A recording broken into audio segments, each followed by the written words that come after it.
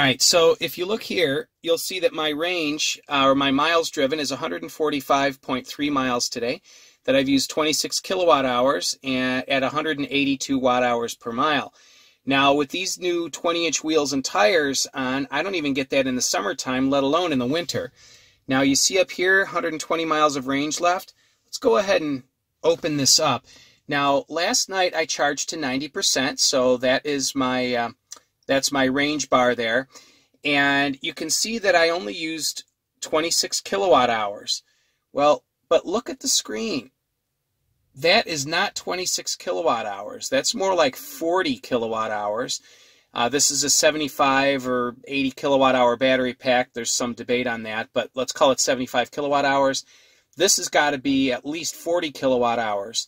So when you look at the range, actually this should be more like 265 watt hours per mile, which is about what I would see this time of year. But for whatever reason, the car is misreading things.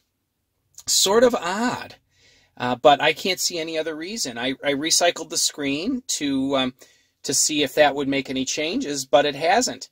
So the only thing I did differently this morning is I left late, but I turned on the cabin heat, and it was on for probably an hour and 15 or an hour and 20 minutes before I left, and I did not have any diminished range.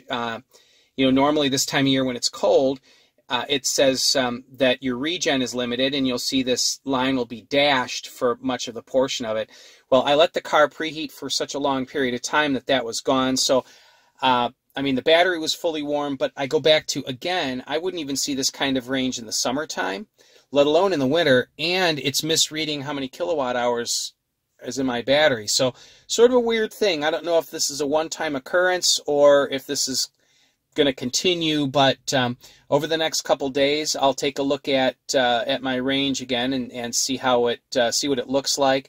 Also, when I left this morning, it said that I had 275 miles of range. You'll see that I drove 145 miles and I have 120 left. That equals 265 miles of range, not 275. Now, the 275 also would be based on 225 watt hours per mile. So just even looking at how many miles it says I have left and how many miles I've driven would be more like 250 watt hours per mile, but definitely not 182. This is a very unusual situation. Go ahead and give me your opinion down in the comments section below. And as always, if you're buying a new Tesla, go ahead and use my referral code. There'll be a link in the description below.